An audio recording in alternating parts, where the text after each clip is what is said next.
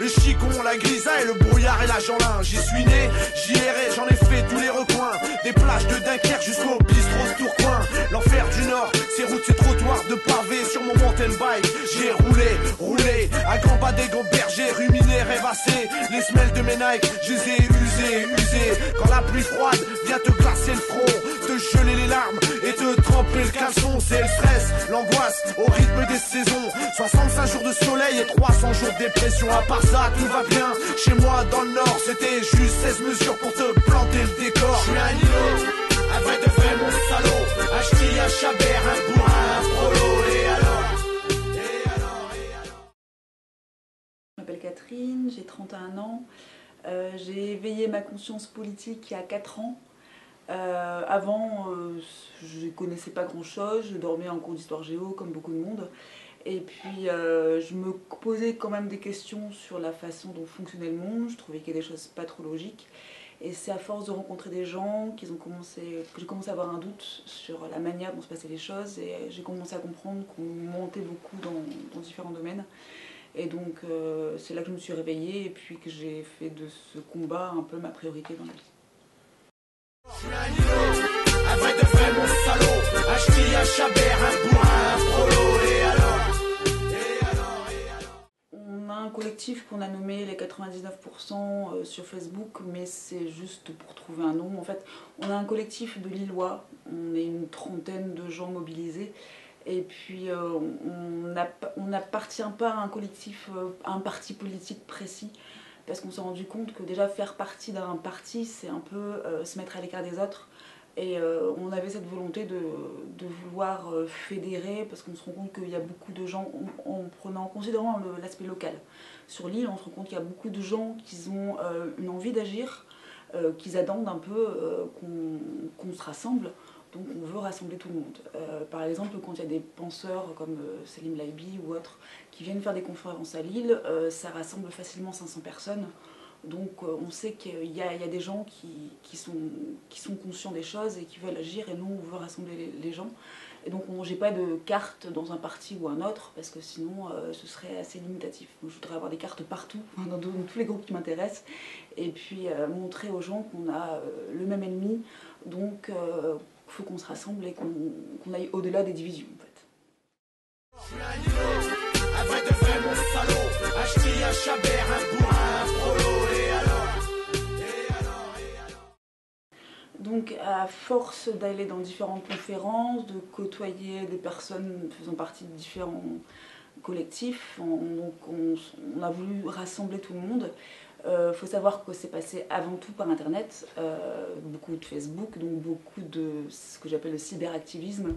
Au départ on était juste des pseudos et des photos de profil, et donc on a voulu rassembler les gens. On veut surtout sortir d'internet en fait, donc on veut se voir dans le monde réel, on veut faire connaissance et puis voir comment on peut agir ensemble. Je suis un îlot, un vrai de vrai, mon salaud. Un ch'ti, un chabert, un bourrin, un frollo. Et alors? Il y a beaucoup de gens qui ne se connaissaient pas, et donc on s'est retrouvés à 25 personnes. Il y a beaucoup, en général au début c'est beaucoup de diffusion, ça part dans tous les sens, beaucoup de débats, et puis donc ça s'est bien passé. On s'est chacun présenté, on a chacun donné un peu nos domaines d'intérêt, donc on a fait un peu une présentation globale de tout le monde et de voir comment on pouvait agir. C'était positif, on devrait faire ça une fois par mois je pense. Après, ce qui sera encore plus positif, c'est de commencer une démarche concrète sur le terrain. Il ne faut pas juste se réunir parce qu'on est content de se voir, il faut pouvoir agir concrètement. Peut-être pas à 50 à chaque fois, par groupe de 5, et puis celui qui est intéressé par une action en silence, sachant que c'est tout à fait libre et qu'on ne peut pas participer à tout. De toute façon, chacun a ses propres obligations, mais on veut pouvoir lancer un programme d'action chaque semaine dans différents domaines en fait. Je suis un îlot, un vrai de vrai, mon salaud. Un ch'ti, un chabert, un bourrin, un frollo. Et alors? Donc je connaissais les fondateurs de la FFI, et puis j'en pense, pour avoir lu leur programme, leur présentation, ils vont tout à fait dans la lignée de ce qu'on voulait faire, c'est-à-dire rassembler les gens sans être sans pour autant suivre une personne en particulier.